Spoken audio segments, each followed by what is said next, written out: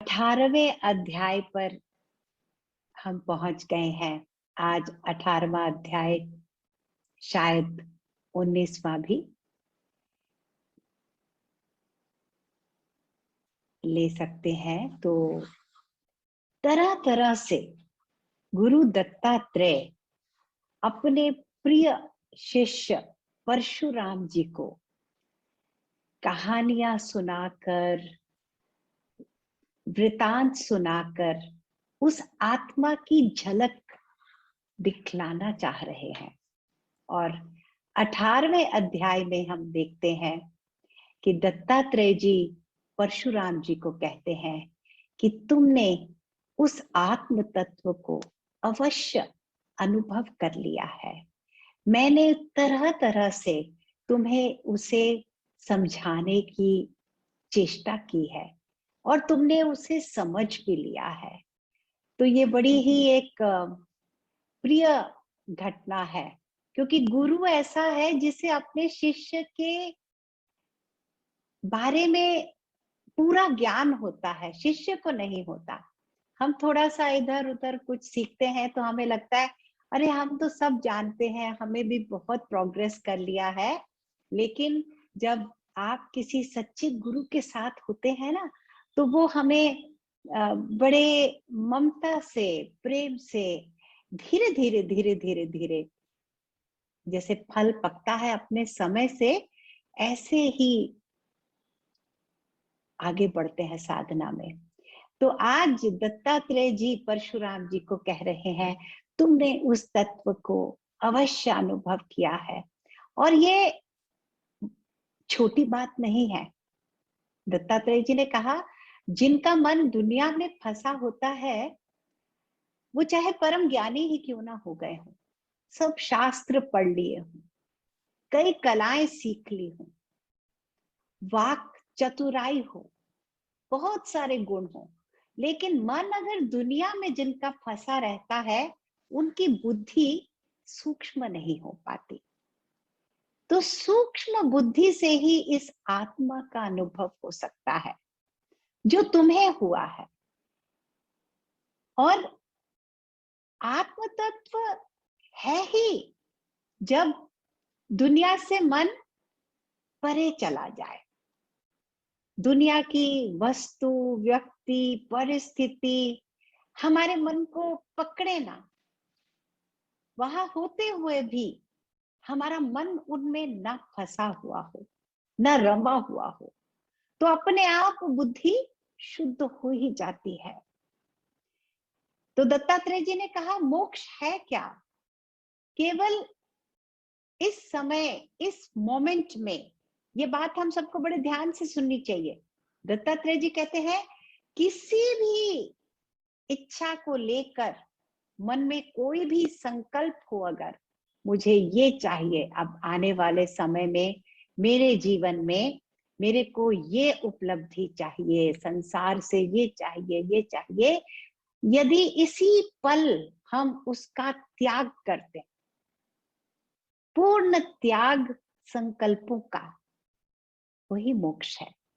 दत्तात्रेय जी ने कहा, ऐसा नहीं है कि मोक्ष पाने के लिए तुम्हें पाताल लोक जाना होगा, स्वर्ग लोक जाना होगा, किसी दिव्य लोक की यात्रा करनी होगी।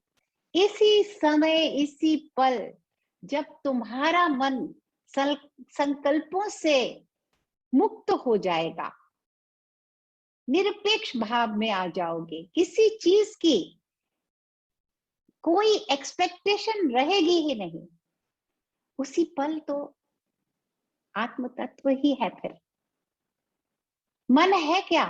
दत्तात्रेय जी ने कहा, मन से ही हम सारी चीजों का ज्ञान पाते हैं, चाहे वो परिस्थिति हो, कोई वस्तु हो, कोई स्थान हो। लेकिन क्या अपने मन का ज्ञान हम पाने की कोशिश करते हैं कि हमारा मन ये है क्या सत्ता, जिससे कि हम हर चीज को अनुभव कर रहे हैं? तो उस मन को जानना ही मन से परे जाना है। उस मन को जानने का मार्ग ही आत्मा की ओर ले जाता है। और हर समय एक बहुत सुंदर बात कही कि हमें, चाहे हम कोई चीज देख रहे हो, सुन रहे हो, किसी भी चीज को आ, जानने की चेष्टा कर रहे हो, हर समय एक अनुभव कॉन्स्टेंटली हमारे साथ रहता है कि हम हैं, हम हैं। वो कभी बदलता नहीं। वस्तुएं बदल जाती हैं। आज मेरा ध्यान अगर किसी घर को लेकर किसी चीज पे रहे, फिर कल किसी और चीज पे, कोई फ्रेंड की बात याद आ जाए, उसके कुछ मन में बार बार विचार आए, कई कई ऐसी परिस्थितियां हो सकती हैं। लेकिन हर समय मन एक बोध जरूर दिलाता है, हम हैं। ये जो सामान्य सा, इसमें कोई विशेष तत्व नहीं है जुड़ा हुआ, एक सामान्यता से, ordinary simple experience of being, Dattatreya ji कहते हैं वो है कुंजी। उसको कैच करो। तुम बिल्कुल सामान्य हो। ये मत सोचो कि तुम्हें कुछ खास अनुभव होंगे, कुछ स्पेशल चीजें तुम पाओगे, जानोगे, देखोगे, तब तुम कहोगे मुझे आत्मा का अनुभव हो गया, आत्मा का दर्शन हो गया। नहीं, वो सब छोड़ने के बाद जब तुम केवल हो, उस सामान्य अस्तित्व को ही तुम अपना स्वरूप समझो। उसके लिए भी रेडी होना पड़ता है। कोई कोई कोई होता है जो एकदम रेडी हो जाता है। जैसे गुरुजी कहते हैं ना, from somebody you have to become nobody. तो वो नोबडी बनना होता है, सामान्य स्थिति। मेरे में कोई विशेष भाव है ही नहीं। मैं अपने को किसी विशेष कला से, गुण से जोड़कर अपने को ना देखूं। हर समय मैं हूं, बस वही मेरी पूर्णता है, सिद्ध है। उसके लिए मैंने कुछ किया नहीं है। वो तो हमेशा मेरा स्वरूप है, था और रहेगा, बदलेगा नहीं। आज मेरे कुछ गुण हैं, कल को वो बदल सकते हैं। कभी कभी देखा है, कोई कोई ऐसा टाइम होता है लाइफ में, हमारे टैलेंट्स मैनिफेस्ट करते हैं, ऐसा होता है ना। फिर थोड़े समय के बाद कुछ चेंजेस भी आ जाती हैं। तो वो जो स्पेशल चीजें हैं वो टेम्पररी है, वो कोई भी लास्टिंग नहीं होती।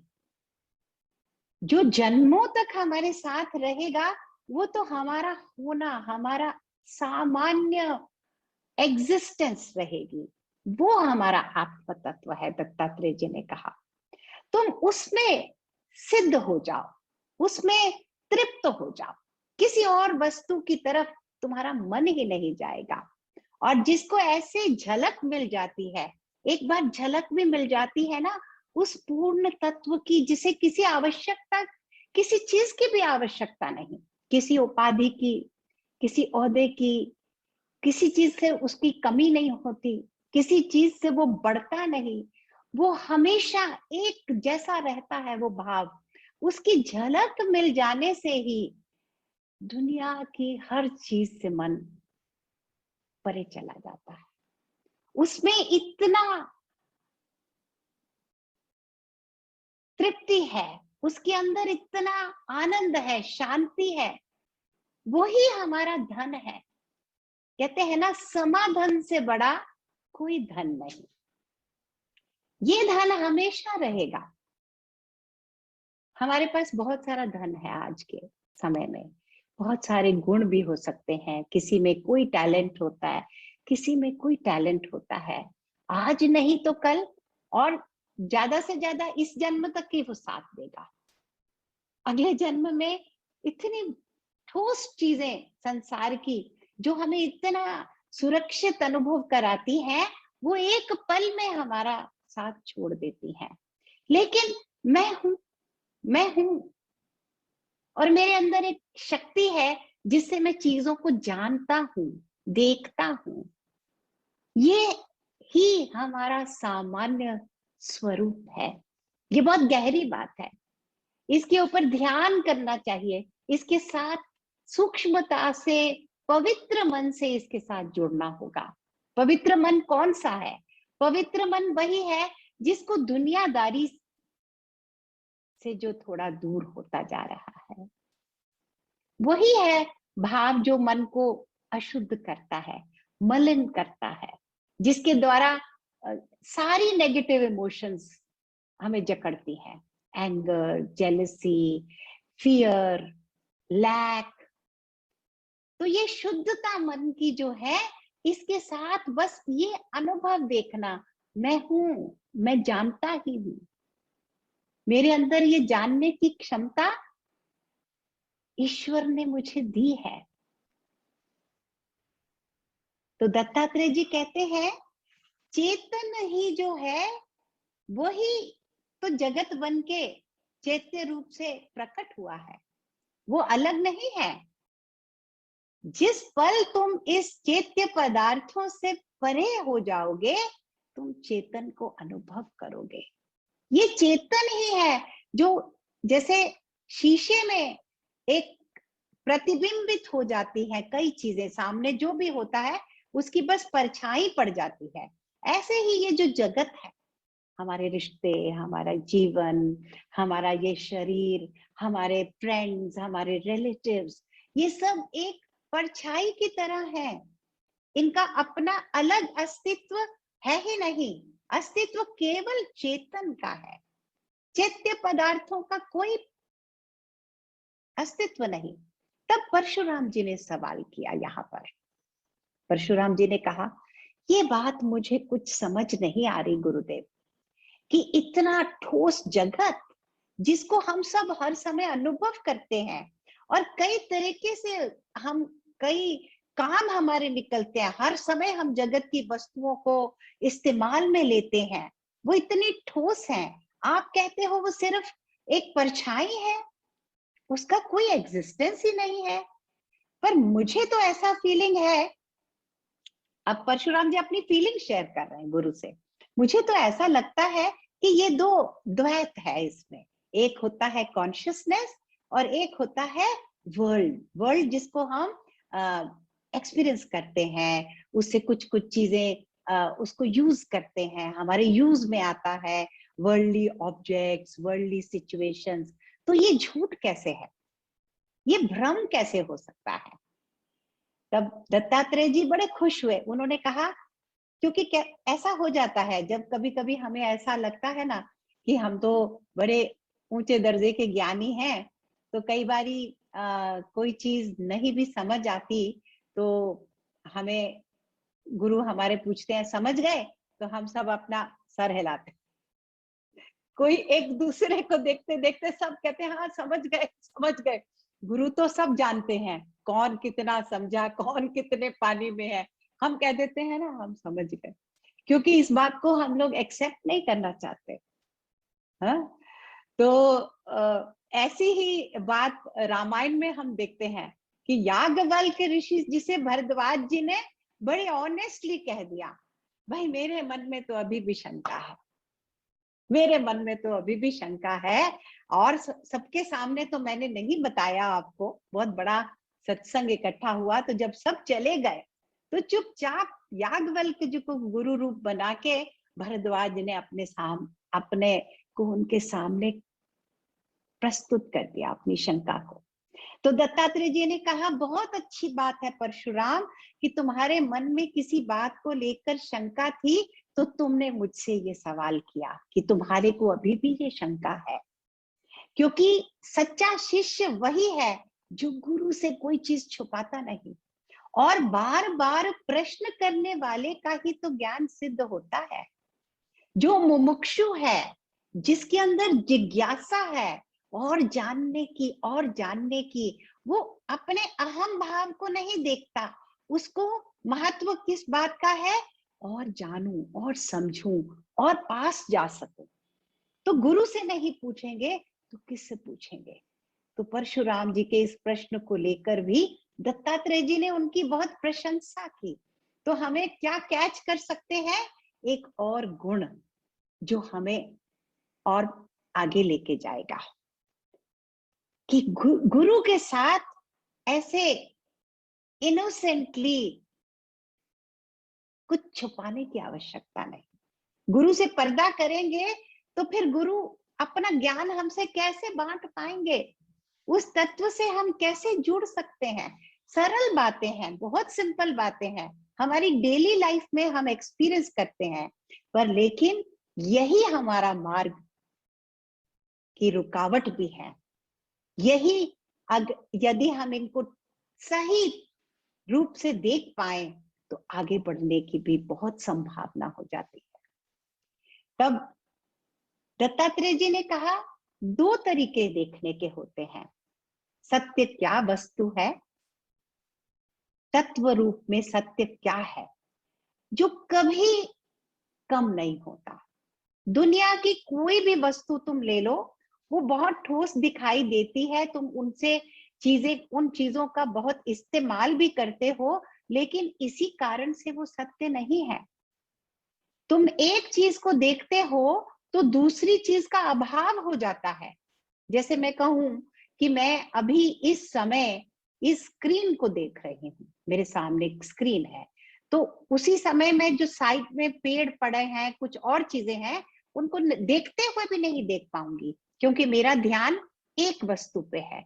तो दुनिया का ये गुण है कि एक वस्तु को देखोगे तो दूसरी वस्तु का अभाव हो जाएगा, लेकिन चेतना का अभाव कभी किसी परिस्थिति में नहीं। अंधा आदमी भी, उसको अंधेरे कमरे में, घुप अंधेरे कमरे में भी बिठा दो तो गुरुजी कहते हैं ना, जब उस समय जो मैं हूं का अनुभव है, वही प्रकाश है, वो चेतना का प्रकाश है, वो कभी अभाव में नहीं आता। तो दत्तात्रेय जी ने कहा, दुनिया को देखो, वो उसकी हर वस्तु अभाव में आती है, और हर वस्तु को अनुभव करने के लिए तुम्हें चेतना के प्रकाश की आवश्यकता है। अगर चेतना का प्रकाश ना हो तो हम अपने ही शरीर को भी न देख पाए। कैसे अपने शरीर को देख पाते हैं? क्योंकि हमारे अंदर वो चैतन्य शक्ति है। कैसे मैं सामने रखी किताब को देख सकती हूँ? क्योंकि किताब को दिखाने के लिए मुझे प्रकाशक चेतन शक्ति की आवश्यकता है। तो जिस भी चीज को दिखाने के लिए, आभास में लाने के लिए किसी और तत्व की आवश्यकता पड़े, तो वो वस्तु सत्य नहीं है, वो आत्म तत्व नहीं हो सकता।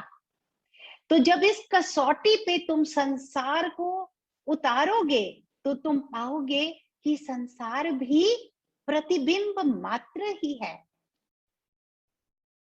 जैसे सपना होता है, फिर दत्तात्रेय जी बार बार सपनों का एग्जाम्पल हमें बार बार दिया जाता है, क्योंकि ये हमें बार बार हमारी बुद्धि को तीक्ष्ण कर सकता है। ये एग्जाम्पल कि सपने आते हैं जब, तो हम सपनों में इस दुनिया को, जो जागृत अवस्था में हमने जो हमारी लाइफ चल रही होती है, सपने में क्या वो याद रहती है? उसका कोई अनुभव नहीं होता, वहां उसका अभाव है।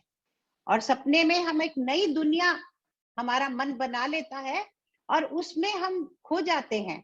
कहते हैं अगर किसी पेड़ को काटते हो सपने में तो एक कुल्हाड़ी लेते हो तो उससे पेड़ काटते हो, लेकिन जब सुबह उठते हो तो ना कुल्हाड़ी सत्य है ना पेड़ सत्य था, दोनों ही चीजें सत्य नहीं थी।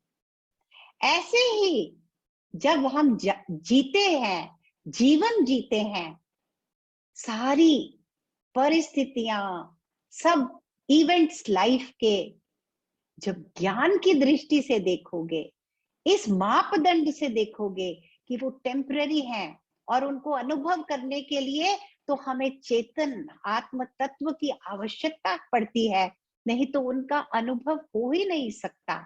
तो वो भी प्रतिबिंब मात्र ही है। जैसे शीशे में आग का प्रतिबिंब होता है, तो क्या आग की गर्मी शीशे को लगती है? नहीं लगती। पानी का प्रतिबिंब सामने आता है तो शीशा गीला तो नहीं हो जाता ना। ऐसे ही जीवन में सत्य के साथ जुड़ना है, तो ये सारे अनुभव जो हो रहे हैं ये सपने ही हैं। कितनी बार हमें ऐसा लगता है ना, कितनी बार ऐसा लगता है, जीवन के 30 साल, 40 साल, 50 साल जी लिए, तो लगता है ना जो पीछे जो जीवन बीत गया, 5 साल के जब हम थे, 15 साल के जब हम थे, वो जो घटनाएं थी, आज आप उन्हें याद भी करो तो ऐसे ही याद आएंगी जैसे हम अपने सपनों को याद करते। क्या कोई भी ठोसता उनके अंदर आज हम अनुभव कर सकते हैं? नहीं कर सकते। वो लगता ही है, अनुभव में आता है, वो सपना ही था। ऐसे ही आत्म तत्व, बेनियाज ताकत है त्रिपुरा देवी में, चिति में, जो अपने पट के ऊपर पूरे जगत को प्रतिबिंबित कर देती है। लेकिन हम सब ऐसा क्यों सोचते हैं? क्योंकि हमें लगता है हम सब इस वर्ल्ड को अनुभव कर रहे हैं, तो जरूर ये सत्य होगा। तो दत्तात्रेय जी ने एक और बहुत सुंदर बात कही। उन्होंने कहा, एक छोटा सा जादूगर भी हमें कई बार ऐसी चीजें दिखला देता है, हमें उसको टेस्ट भी करा देता है, टच भी हम करते हैं, जो एग्जिस्ट नहीं करती, केवल जादू होता है, तो उसे भी तो हम देखते हैं। तो अगर एक जादूगर या योगी तपस्वी अपनी सृष्टि बना देते हैं, हमने कुछ 2 हफ्ते पहले एक सुंदर कहानी देखी थी जिसमें देखा था एक तपस्वी की पूरी सृष्टि बनाई उसने, उस सृष्टि में वो जी रहा था, वो उतनी ही ठोस थी जितना संसार है। तो क्या दत्तात्रेय जी ने कहा इसी से सिद्ध हो जाएगा कि ये सत्य है? ये सत्य न है, न था, न होगा।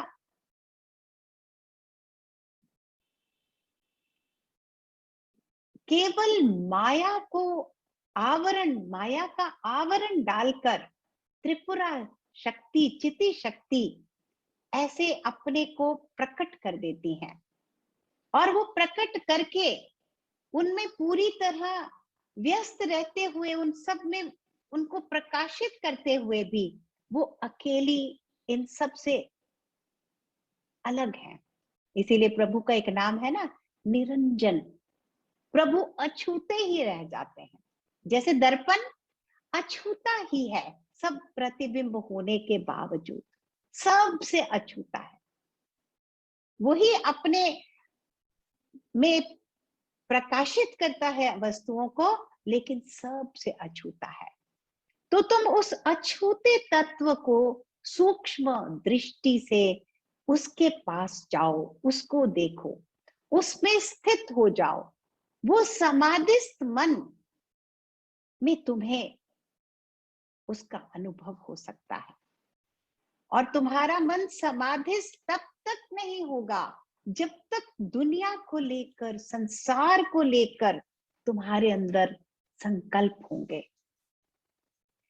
तो इसकी ओर आगे बढ़ने के लिए तुम्हारे अंदर एक गुण होना चाहिए, और वो गुण क्या है? इसको हम याद करेंगे, इसको कभी भूलेंगे नहीं। दत्तात्रेय जी कहते हैं एक बहुत बड़ा गुण चाहिए, तत्परता, सिंसियरिटी। एक बार रामकृष्ण परमहंस से उनके शिष्य विवेकानंद जी ने यह सवाल किया था, कहा क्या आपने ईश्वर को देखा है? तो रामकृष्ण जी ने कहा हाँ मैंने देखा है। ईश्वर दिखाई दे सकता है, लेकिन ईश्वर को देखना कोई नहीं चाहता। उतनी तड़प, उतनी इच्छा नहीं कोई रखता। सांसारिक इच्छाओं से इतना मन भरा हुआ है कि वो तीव्र इच्छा नहीं जागती। तीव्रता होनी चाहिए, तत्परता होनी चाहिए। तो एग्जाम्पल दिया था रामकृष्ण जी ने कि कोई तुम्हारे को पकड़कर तुम्हारा सिर पानी में डुबोकर उसके ऊपर दबा के बैठ जाए, तुमको ऊपर सिर उठाने ना दे, और तुम किस जोर ताकत से अपने को ऊपर उठाओगे ताकि तुम सांस ले सको। क्या तुम इतनी तत्परता से कभी प्रभु को पाना चाहते हो कि जैसे मैं संसार में प्रभु डूब रहा हूं, मेरी वासनाएं पकड़ के मुझे इस संसार में डुबो रही है। मुझे शक्ति दो कि मैं अपना सर उठाकर आपको अनुभव कर सकूं, शांत हो सकूं, समाधि में स्थित हो सकूं। इस तत्परता के साथ साधक को आगे बढ़ने से ही सफलता मिलती है। वही मुमुक्षु है। ये मुमुक्षु भाव होना बहुत जरूरी है, तब सफलता अवश्य मिलती है।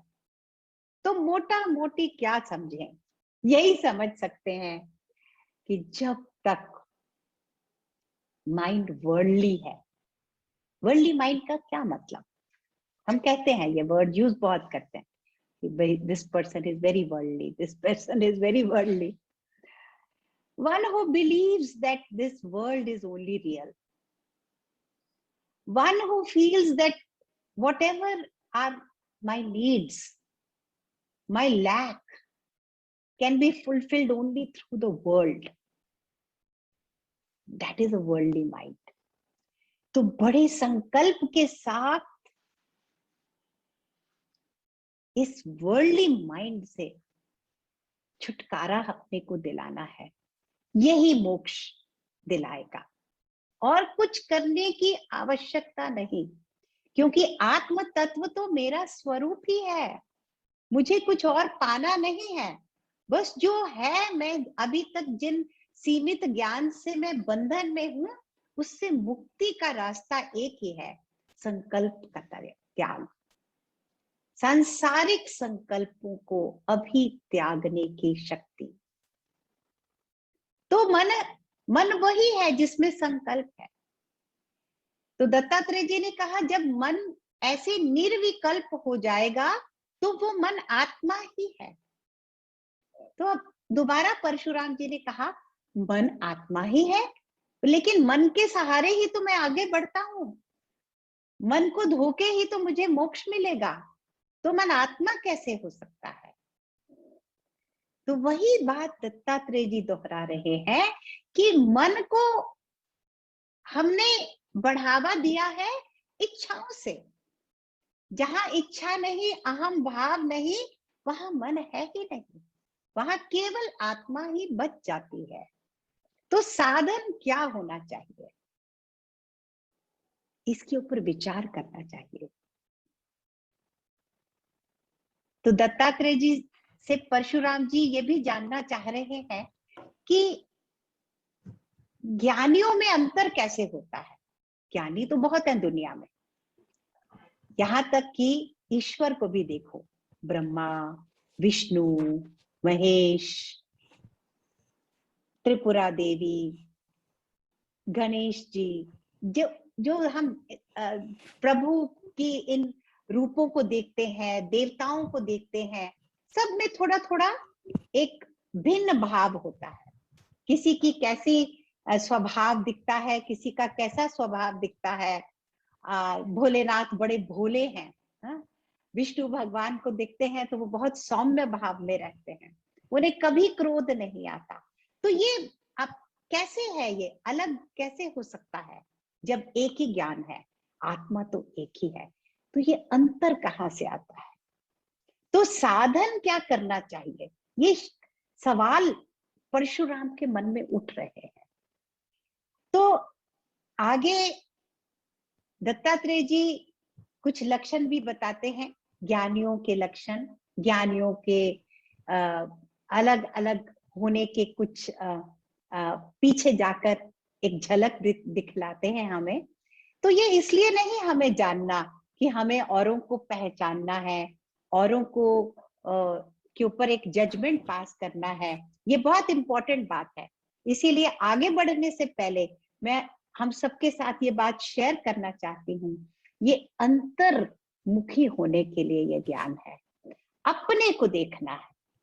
इसलिए नहीं देखना ज्ञान कि मैं आज के बाद XYZ इसको जज कर सकती हूँ, जान सकती हूँ ये कितना ज्ञानी है, इसका अधम ज्ञानी है कि मध्यम है कि उत्तम है। नहीं, अपने को देखना, मैं कितना ज्ञान में उतर पाई हूँ, मेरा ज्ञान कितना स्थिरता को पाया है, इसलिए ये आगे की चर्चा है। तो दत्तात्रेय जी ने कहा ज्ञान तो एक ही है, आत्म तत्व में तो कुछ दो है ही नहीं, वासनाएं हैं, तरह तरह की वासनाओं से हर प्राणी उससे मुक्त नहीं है। तो ज्ञानियों में भी कुछ वासनाएं बची होती है, चाहे वो ज्ञानी होते हैं। जैसे अभी दत्तात्रेय जी ने परशुराम जी को कह दिया है कि तुम ज्ञानी हो गए हो, लेकिन परशुराम जी की हमने देखी ना जीवन कैसा था, कितने सारे क्षत्रियों का वध किया, कितना क्रोध उनके अंदर था, कितने क्रोध से वो बंधे हुए थे, अभी भी ज्ञानी थे। तो दत्तात्रेय जी ने कहा 3 तरह की वासनाएं ज्ञानी पुरुषों को भी हो सकती हैं। पहली वासना का नाम है अपराध वासना। अपराध वासना क्या होती है? जब शास्त्रों के प्रति श्रद्धा न जागे, मन में ये शंका बार बार हो कि परम तत्व कुछ नहीं है, ये जीवन है, ये संसार है, बस यही है।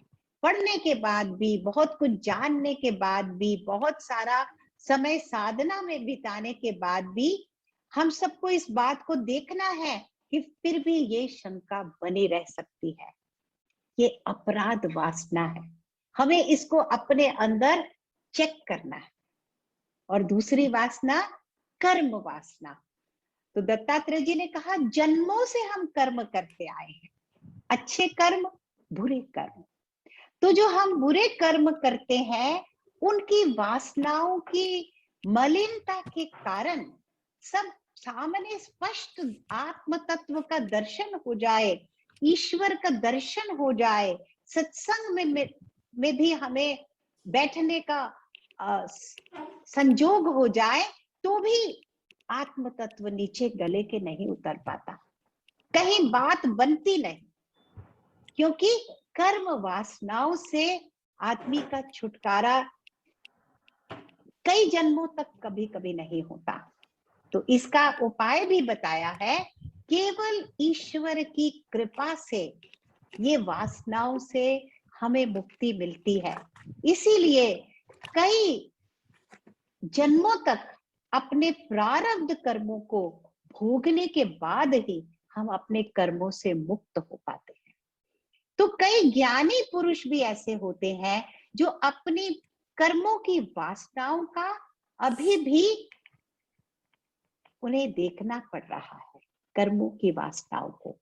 और जो ये अपराध वासना है, इससे मुक्ति पाने के लिए अपनी श्रद्धा के प्रति स्थिरता होना और अश्रद्धा भाव को अपराध दृष्टि से देखने से ही इससे मुक्ति मिल जाती है। जैसे हम अपने को कहें कि देखो, श्रद्धा होना आवश्यक है, जो शास्त्रों की कही बातें हैं, गुरुजनों के बताए हुए सत्य वाक्य हैं, उनके प्रति हमें अश्रद्धा नहीं करनी चाहिए, वो हमारे लिए हितकारी नहीं। इस भाव में रहने से ही उस अपराध वासना से हम मुक्ति पा सकते हैं। और तीसरी वासना क्या है? काम वासना। अब काम वासना क्या है? हर प्राणी को लगता है मेरे को ये करना है, मेरे ये कर्तव्य है। अभी पहले भी हमने त्रिपुरा रहस्य में एक चैप्टर देखा था जिसमें ये बहुत इस बात को अहम दिया गया है कि कर्तव्य बोध से हम बंधन में पड़ते हैं, अपने को अहम भाव को जगाते हैं कर्तव्य भावनाओं से। तो काम वासना उसी का नाम है। और काम वासना से मुक्ति पाने के लिए वैराग्य और विरक्ति। किस चीज से वैराग्य और विरक्ति? Worldly mind, worldly things, worldly situation. इस संसार में जो हो रहा है होने दो, ये संसार आज है, कल नहीं है। ये मेरे लिए कितना अहम है, इसका निर्णय केवल मैं कर सकती हूँ। बड़े से बड़े ज्ञानी गुरु भी हमें काम वासनाओं से मुक्ति नहीं दिला सकते जब तक हमारे अंदर विरक्ति का भाव नहीं जागता। जो काम वासनाओं से लिप्त रहता है, दत्तात्रेय जी ने कहा उसको तो ब्रह्मा विष्णु महेश में कोई भी आ जाए, जब तक वो अपने काम वासनाओं को छोड़ने के लिए तत्पर नहीं होता व्यक्ति, तब तक सफलता हाथ में नहीं लगेगी। तो अपराध वासना के प्रति भी निश्चय करके, काम वासना के प्रति भी निश्चय करके इनसे मुक्ति मिलती है। और कर्म वासनाओं से मुक्ति के लिए तो प्रभु से प्रार्थना, प्रभु का सानिध्य, गुरु का सत्संग, यही कर्मों को जलाता है।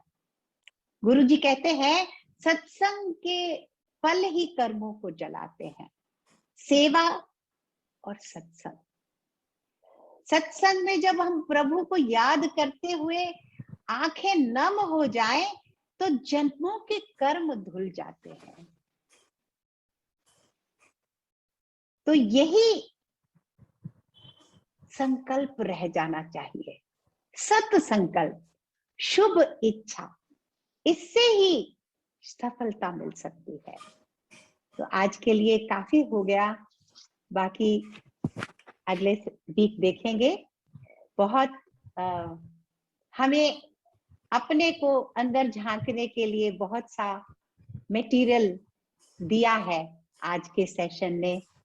तो हम सबको इसके साथ थोड़ा चिंतन के साथ कुछ समय अपने साथ, अपने सामान्य स्वरूप के साथ रहना, यही अभिप्राय है। हमने देखा 19वें अध्याय